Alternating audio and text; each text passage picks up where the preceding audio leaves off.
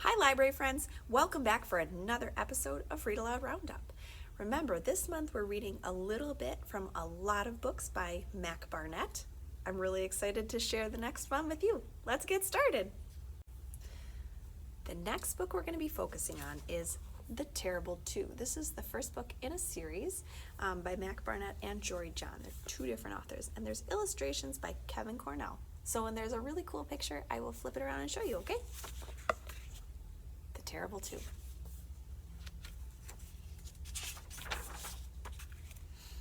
Welcome to Yawny Valley, an idyllic place with rolling green hills that slope down to creeks and cows as far as the eye can see. There's one now. Some facts about Yawny Valley. If you placed all of Yawny Valley's cows in a stack, they would extend to the moon and back. But this is probably not a good idea, since cows are afraid of heights and they cannot breathe in space without helmets. In 1836, due to a balloting error, a cow was elected mayor of Yawny Valley. After earning record-high approval ratings, the cow was re-elected to a second term. A statue of that cow still stands in the center of town square. If you stand next to a cow for a whole day, you will hear that cow moo 100 times or less. Counting moos is a popular pastime in Yawny Valley. That's one! All this makes Yawny Valley a very exciting place if you're enthusiastic about cows. Miles Murphy was not enthusiastic about cows. This is Miles Murphy. He's on his way to Yawny Valley. Let's take a closer look at his face. Notice the scowl. Notice the gloom. Notice the way his face is pressed against the window and he looks like he's trying to escape. Notice the way he keeps sighing. That's 100 sighs today. Miles, please stop sighing, Judy Murphy said from the driver's seat. We're going to have a house now. Your room will be bigger. You'll have a nice yard, and we'll have a fresh start. So, a smile would be nice. But Miles could not smile because he was unhappy about moving to Yawny Valley. He was unhappy about saying goodbye to his friends, Carl and Ben. He was unhappy about saying goodbye to his old apartment in a pink building that was close to the ocean. He was unhappy about saying goodbye to his old bedroom, whose four walls and ceilings were plastered with maps that he'd tried to take with him, but were plastered so well they tore when he pulled them down. He shouldn't have plastered those maps so well. He was unhappy about saying goodbye to Max's Market, his trusted candy supplier, and he was unhappy about saying goodbye to his reputation as his school's biggest prankster, which he'd earned through years of hard work and brilliant thinking. Miles kept hoping they'd turn back and head home, but the car just kept going and was even now passing this sign.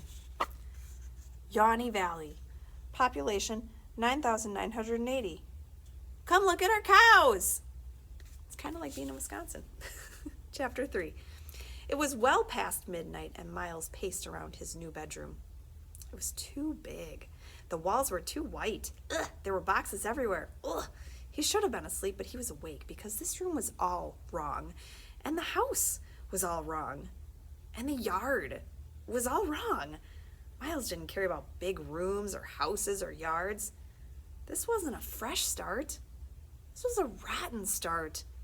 He turned off the lamp that sat on a box and got back in bed. Do you think he looks happy? I don't think so either. Miles couldn't sleep.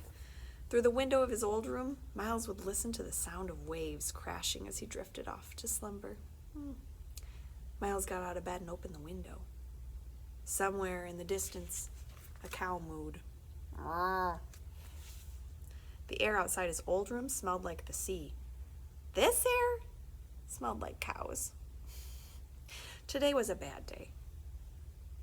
But tomorrow would be an even worse day. Tomorrow he was starting at his new school. Miles went to bed with a sense of dread. Chapter 4. Miles awoke with a sense of dread. He opened his eyes and stared at his blank ceiling. Last night he'd dreamed it had all been a dream.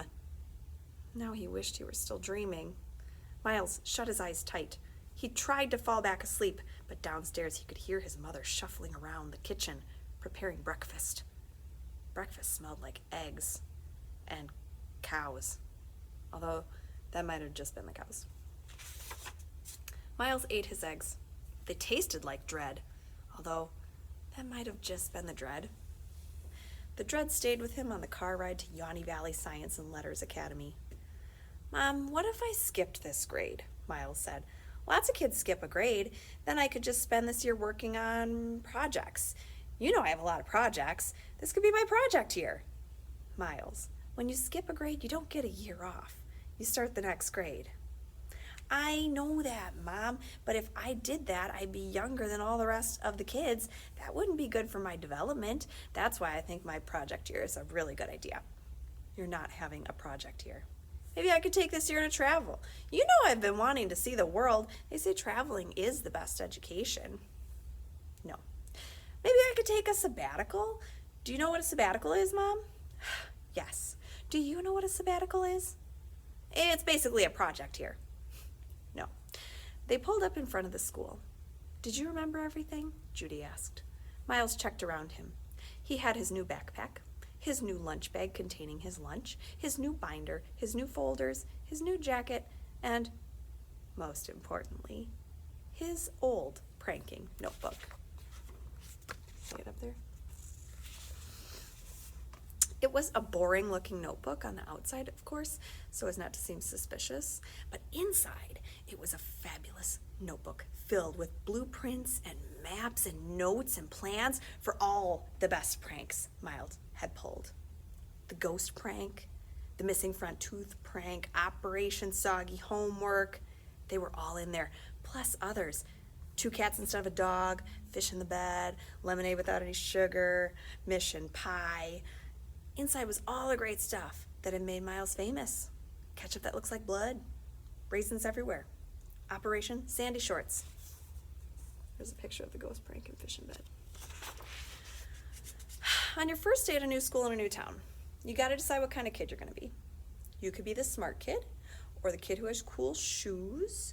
You could be the kid who knows everything about old cars, or current events, or World War I, the kid who always has chapstick, chess kid, basketball kid, student government kid, kid who organizes the canned food drives, front row kid, back row kid, kid who always has his hand up even though he doesn't know the answer. Kid who's allowed to see R-rated movies. Kid who isn't allowed to see R-rated movies, but he says that he does and he just makes up their plots based on the previews. Kid whose family doesn't own a TV and he just wants to watch your TV. On the first day of school, you could fake a French accent and be the foreign kid. You could bring your teacher a gift and be the kiss-up kid. Expensive school supplies kid. Kid who sharpens his pencil 10 times per period. The 2 different socks quirky kid. The kid who wears shorts every day regardless of the weather. Today was the day when you could decide to become a new kid and be that kid for the rest of your life. But Miles didn't want to be any of those kids. He didn't want to be a new kind of kid at all. Miles wanted to be the same kind of kid he was at his old school. The prankster. Miles had been the best prankster his old school had ever seen, and he'd be the best prankster at his new school, too. "Bye, Mom." He got out of the car and surveyed Yawny Valley Science and Letters Academy. It was a squat brick building in the shape of a squat brick. Miles looked around and saw all the typical school stuff. There was the typical marquee. There was the typical flag attached to the typical flagpole. There was the typical gaggle of kids, the typical hedges, the typical trees, the typical entrance blocked by somebody's typical car. Wait. What? That couldn't be right. Miles looked again. Does your school have a car in front of the entrance? He approached the crowd of kids. Miles heard snickers. He heard snorts. He even heard some guffaws.